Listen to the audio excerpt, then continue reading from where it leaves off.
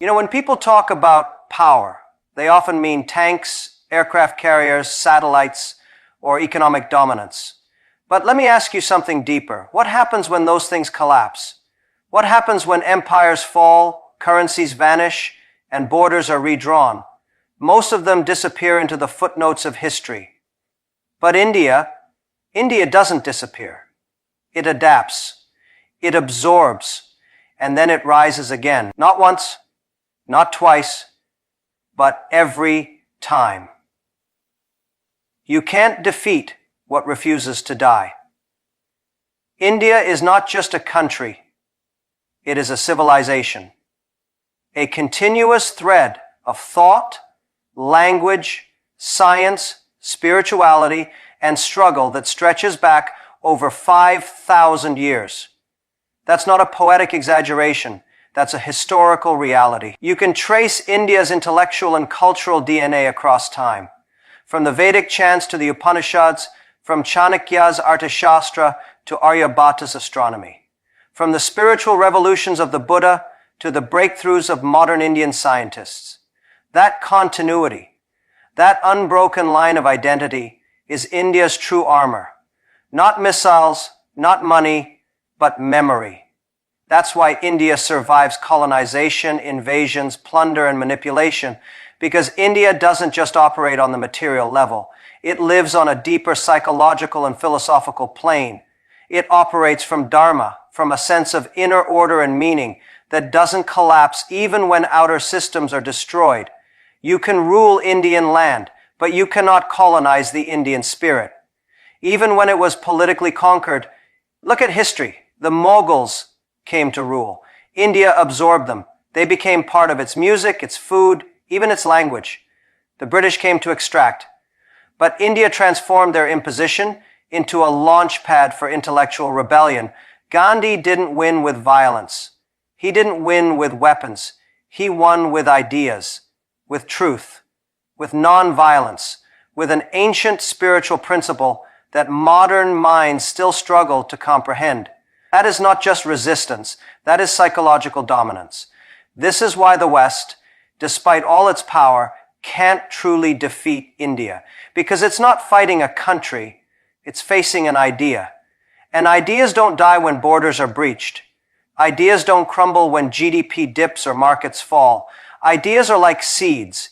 You bury them and they grow back stronger. Even today, this legacy plays out in ways most people don't consciously notice, and India doesn't need to shout to prove itself. There's a quiet self-assurance in the Indian psyche, a deep knowing that it has already seen the rise and fall of so many superpowers. Rome, gone. Persia, gone. Colonial empires, gone. But India is still here, not as a relic, as a rising force. And what's remarkable is that India does this not by copying the West, but by blending ancient wisdom with modern innovation. We often speak of resilience, but India redefines it. Resilience is not just about surviving pain. It's about extracting purpose from it. Every crisis India has faced, partition, poverty, famine, foreign rule, it has turned into fuel for reinvention. It's as if every time someone tries to break India, it becomes a forge that strengthens it instead. This also explains why the Indian mind is so hard to predict. It's wired to hold contradictions, to navigate complexity, to operate without needing black and white answers. This is a civilization that understood quantum-like thinking before quantum physics had a name. Think about the Bhagavad Gita. It's a text that embraces paradox, action through inaction, detachment through duty, surrender through self-mastery. That kind of depth is what gives India not just its spiritual strength, but also its psychological flexibility. In a chaotic world, India doesn't break. It bends. It flows. It adapts. And in that lies the ultimate strength. Adaptability, powered by identity. The West often tries to define nations through economic indicators or military spending. But India defines itself through something deeper. A sense of purpose that has evolved over millennia. And this purpose is not domination, It is self-realization. India doesn't want to rule others, it wants to realize itself fully. And in doing so, it shakes the very foundations of Western assumptions about power. So, when someone asks why India can't be defeated by the West, the answer is simple. You can't defeat what doesn't play your game. India isn't trying to win the world, it's trying to understand it, to shape it, to serve it, in ways that are far more enduring than military campaigns or economic sanctions. Power comes and goes, but meaning stays. And in the end, the one who cannot be defeated is the one who has already made peace with struggle. India is that one. Let me tell you something people often overlook. Real power today isn't held by the one with the most weapons or even the most money. It's held by the one with the most intelligence. And not just academic intelligence. I'm talking about adaptability, pattern recognition, cross-disciplinary thinking, the ability to solve problems that haven't even been imagined yet. Now ask yourself, which country, generation after generation, produces this kind of mind? India.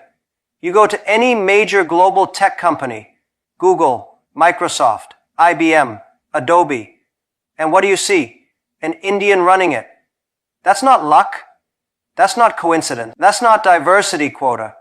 That's intellectual dominance, built through centuries of cultivating the mind as a tool of transformation. See, Indian education didn't start with textbooks. It started with introspection, with asking the big questions. Who am I? Why am I here? What is truth? This ancient philosophical inquiry gave rise to an intellectual culture rooted in self-awareness and critical thinking. It wasn't just about memorizing facts. It was about learning how to think, how to debate, how to imagine, how to interpret reality from multiple angles.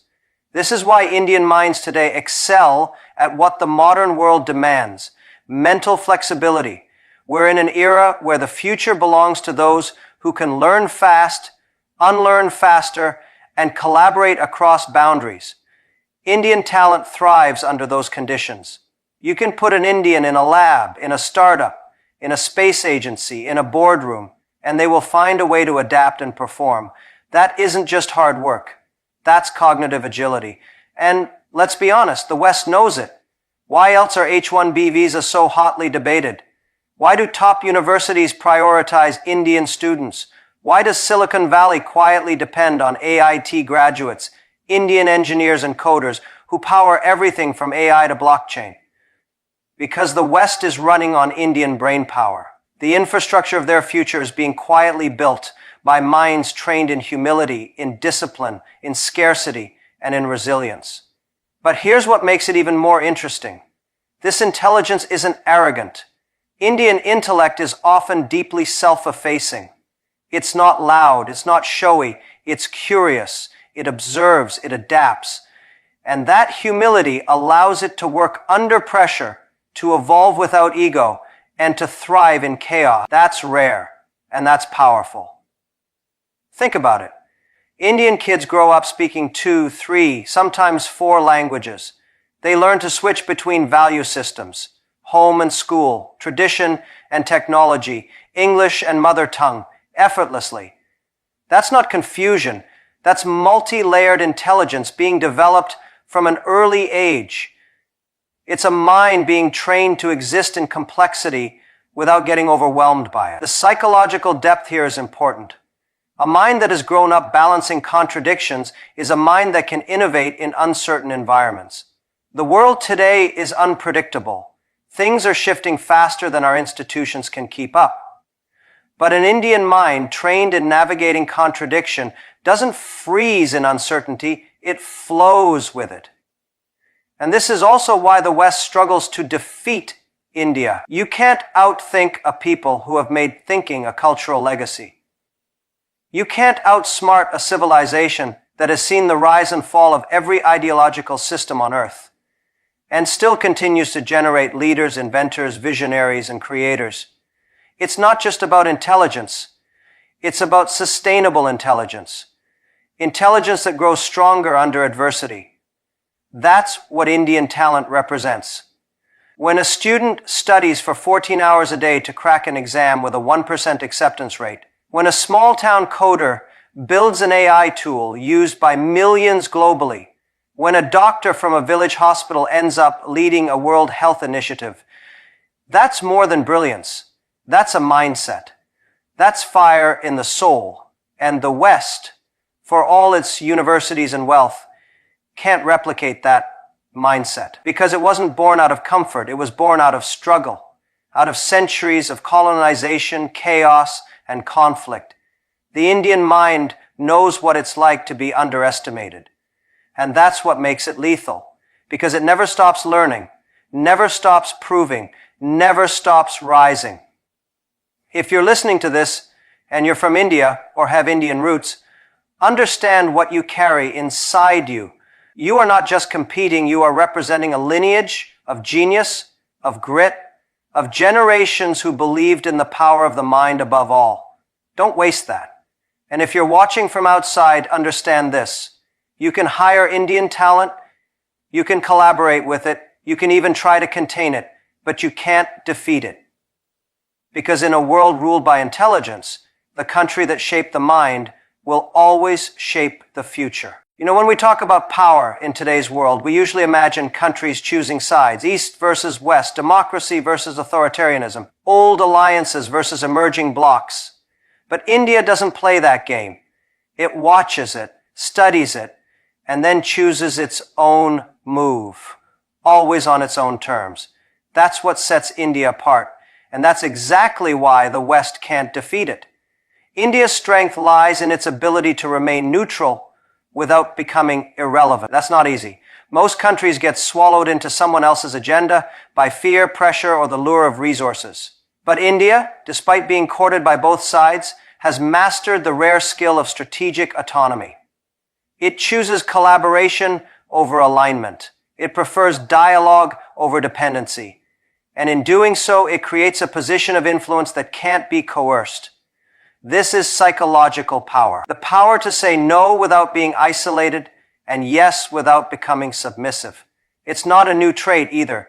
India has been doing this for centuries, whether it was dealing with Mongol invasions, British diplomacy, Soviet alignment, or American courtship.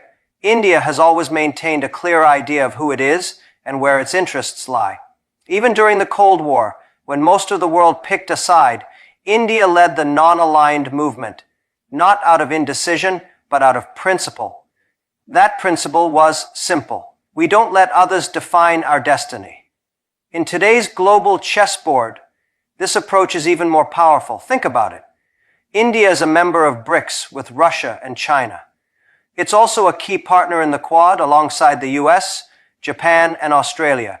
It buys oil from Iran, signs defense deals with France, collaborates on AI with the US, and maintains diplomatic dialogue with Palestine and Israel simultaneously. That's not confusion.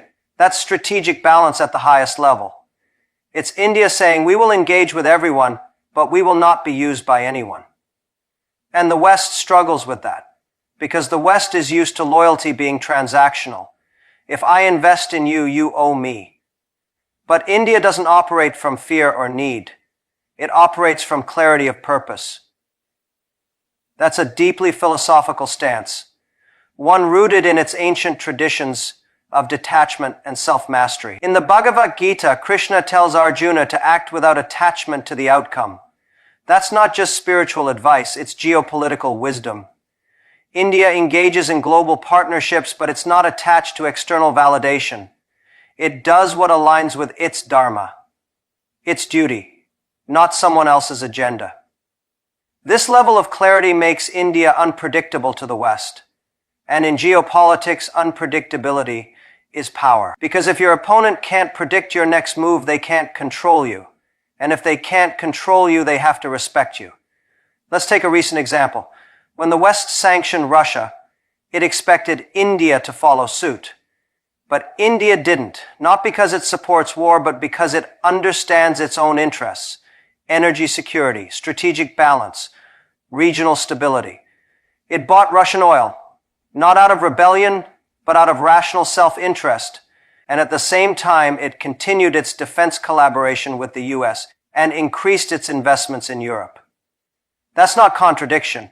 That's multidimensional statecraft. It's India refusing to be reduced to a proxy. This autonomy is a quiet kind of strength. It's not dramatic, it's not loud, but it's incredibly difficult to defeat.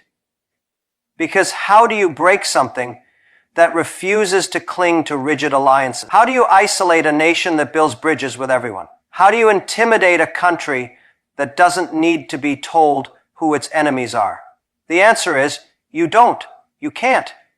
This is what makes India one of the few countries in the world that can sit at any table with China, with the US, with Africa, with Latin America, and speak with credibility. Because it isn't pretending. It's not being manipulated. It's standing on the strength of its own decisions. And here's the deeper psychological insight. India has learned through centuries of conflict and colonization that true independence isn't about rejecting power. It's about knowing when and how to engage with it. That's wisdom born from pain. It's the mindset of a nation that doesn't seek domination, but refuses to be dominated. So while the West may try to frame global politics as a binary, you're either with us or against us, India stands firm in its third path. We are with ourselves. And that position, more than any alliance or weapon, is what makes India unshakable. Let me ask you something. What's more impressive? Building something great with unlimited resources, or creating greatness in the face of scarcity? Because if you really want to understand why India can't be defeated, you need to look at its economic journey. Not just the numbers, but the mindset behind the numbers. It's one of the most underestimated success stories of the modern world. There was a time, not long ago, when India was mocked as the country that couldn't feed itself. It had to import food, accept aid, take loans, and endure global humiliation. People called it the third world as if it was destined to be stuck behind forever. But what the world didn't realize is that India doesn't just survive, it adapts, it transforms, and it grows from the inside out. India went from being a country dependent on weak donations to launching the world's most cost-efficient Mars mission. And that is not a statistic, that's a statement. A statement about priorities, about frugality, about intelligence under pressure. That Mars mission costs less than some Hollywood movies. Think about that. In a world obsessed with luxury budgets, India delivered performance with purpose. That's not just good economics, that's economic philosophy. India's philosophy has always been about making the most out of the least. That's the root of Jugaad, the uniquely Indian concept of innovative problem solving. It's not about perfection, it's about effectiveness. Can we make it work? Can we get results with what we have? And again, this isn't weakness. This is economic resilience powered by ingenuity. The West often believes power comes from having more capital, more machines, more imports. But India shows that power also comes from needing less and still achieving more.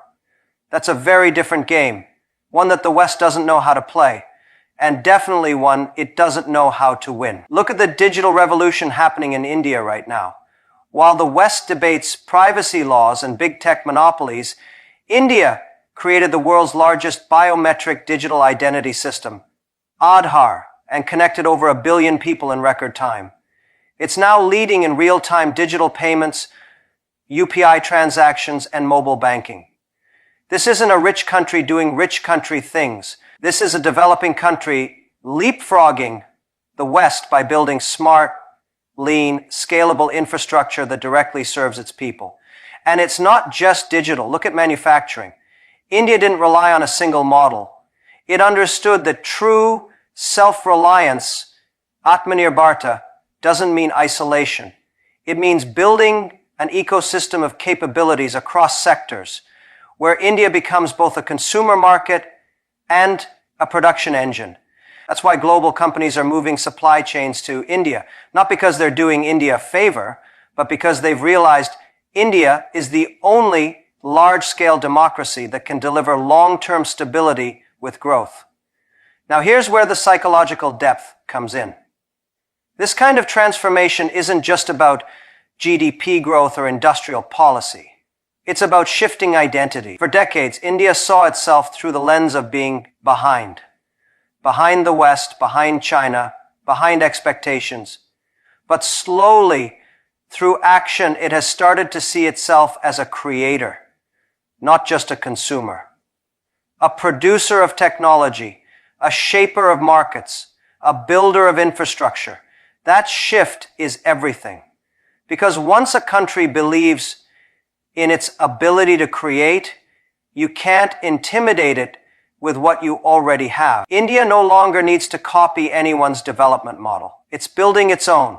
One rooted in inclusion, digital empowerment, decentralized infrastructure, and massive scale. 1 billion people with access to digital identity, digital finance, and digital opportunity. That is economic force at a level the West never anticipated. And the world is slowly waking up to this. The IMF, the World Bank, the CEOs in New York and Davos, they all now understand India is not a market to extract from. It's a market that creates value, exports talent, and drives innovation. You can't afford to ignore it, but more importantly, you can't control it. That's the part that unsettles many in the West. Because India isn't rising by taking handouts. It's rising by standing on its own legs. And when you build strength from within, when your foundation is your own people, your own systems, your own ideas, you become unshakable. You might bend under pressure. You might slow down in crisis, but you don't break. You rebuild. And that's why India cannot be defeated economically. Because it's not chasing dominance, it's chasing dignity. And that pursuit makes it immune to dependency. There's a kind of power that's loud, that demands attention, shows of force, military parades, shock and awe campaigns. And then there's another kind of power, the kind that remains quiet, disciplined, steady, but when tested, it strikes with precision and purpose. That's the power India holds. And that's exactly why it can't be defeated. Most people misunderstand India's approach to military strength. They think because India rarely starts conflict, it must be soft. But that's a mistake many empires have made before. India doesn't show its strength the way others do. It doesn't need to. It is peaceful, but not powerless. That is a position of extreme psychological clarity. Let's be clear. India is a nuclear-armed nation. It has one of the world's largest standing armies. Its navy is growing rapidly. Its air force is modernizing with both indigenous and international technology, but more importantly, it has moral restraint. And that's rare. Because having power and choosing when not to use it, that's real strength. You don't need to prove what you already know about yourself. India's defense posture is rooted in the principle of non-aggression, but not naivete. It's a calculated, deeply philosophical stance, and it comes from a long history, one where India has always viewed war as a last resort, never a first move. But when pushed, when provoked, when its sovereignty is threatened, it responds with clarity, not chaos. This restraint isn't a weakness, it's psychological maturity. Because India understands something most powers forget. Winning a war isn't the same as winning peace.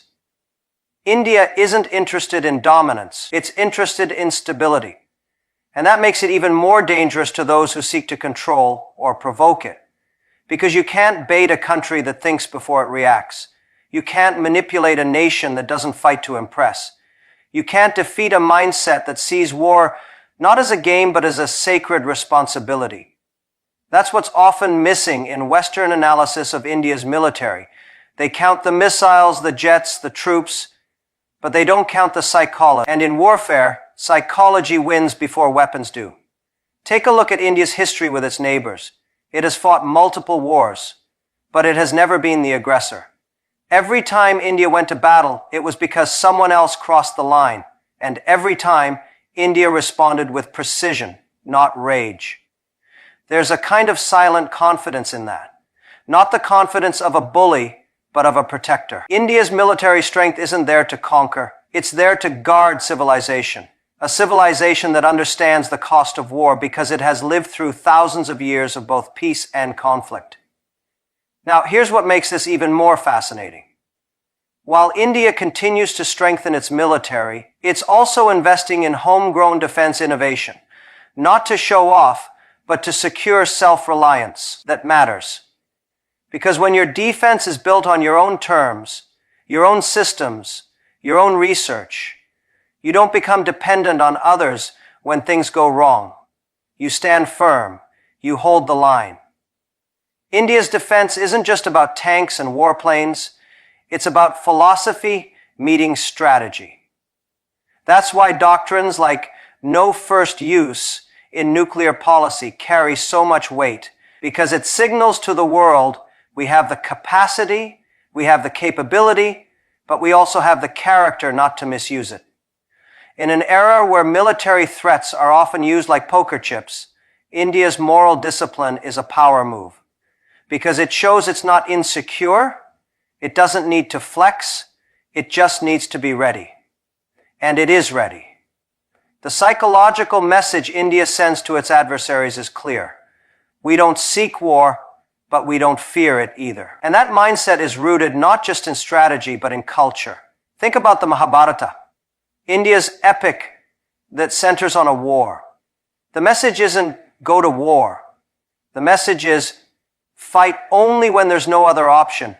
And even then, fight with clarity, not hate.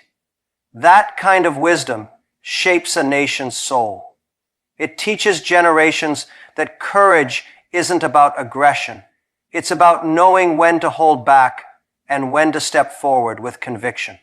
So when the West looks at India and wonders why it doesn't react the way others do, it's missing the deeper truth. India is not reactive. It is deliberate. And that makes it extremely difficult to destabilize or defeat, because a country that isn't addicted to violence but is always prepared for it, that country cannot be conquered, only respected. In the end, the most powerful nations are not those that seek to destroy, but those that choose when and how to protect, with strength in hand and wisdom in heart. That is India. Let me share something most people in the West still don't fully understand. They look at India's democracy and they see disorder, too many languages, too many opinions, too many religions, castes, cultures, conflicts. From the outside it looks noisy, even chaotic. But what they call chaos, India calls coexistence. And that's not just poetic language. That's psychological resilience on a national scale. You see, many countries have tried to copy democracy. Very few have made it thrive. Even fewer have kept it intact while carrying the weight of 1 billion people, dozens of religions, and hundreds of ethnic groups. India didn't just adopt democracy, it bent it, stretched it, transformed it to fit its own ancient traditions of debate, dialogue, and diversity. That's what makes India unique. Not the vote, but the voice behind the vote. This is the only country in the world where you can have a Hindu prime minister, a Sikh president, a Muslim vice president, and a Christian speaker of parliament, and nobody burns the country down. The idea that these identities can exist within one framework, under one constitution, sharing one future, that is a miracle the world doesn't talk enough about. Why? Because it proves something deeply uncomfortable for the West, that you don't need to be uniform to be united. The West historically built strength through similarity. Same language, same race, same religion, same ideology. But India built its strength by learning how to hold contradictions together. And that's not just politics, that's deep psychological training. Imagine growing up switching between 3 languages before lunch. Imagine understanding that your neighbor may worship a different god, eat different food, follow different customs, and still be part of the same nation. That kind of mental flexibility doesn't just create tolerance, it creates intellectual complexity. And here's what makes it powerful. This diversity doesn't weaken India, it inoculates it. It gives it layers of defense. When one part of the system faces tension, the other parts absorb the shock. The center holds. It's like a decentralized network. You can't take it down from one angle. That's why colonialism couldn't kill it. That's why terrorism hasn't broken it. That's why misinformation, polarization, and even global media bias haven't destroyed it. India's strength comes from the fact that it has already survived everything the West fears most: religious violence, linguistic divisions, mass poverty, even emergency rule. And yet it still remains. Not perfect, but intact. Still evolving, still moving forward. What country on earth can claim that kind of democratic endurance under this much complexity? And I'll say something even stronger. If democracy can work in India, with its scale, its history, its poverty, its complexity, then it can work anywhere. India is not the exception. India is the proof. Now think about this from a global power perspective. The West can't defeat India because it doesn't know how to deal with this level of unpredictable resilience. You can sanction a dictatorship, you can destabilize a monarchy. But how do you control 1 billion people with 1,000 opinions and still one direction? That's not control, that's alignment. That's not enforced unity, that's earned trust.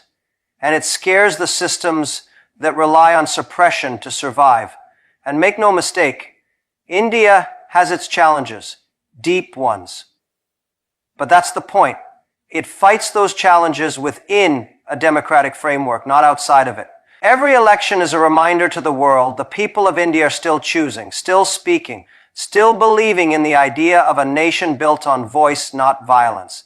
That's not weakness, that's an act of courage. Repeat it over and over again. And here's the deeper psychological truth. India's diversity teaches its people one of the rarest skills in today's polarized world: the ability to live with difference without needing to destroy it. That mindset is what the future needs. Not uniformity, but unity in difference. Not control, but collaboration. And India has been practicing that for thousands of years, long before it became fashionable in boardrooms and academic papers.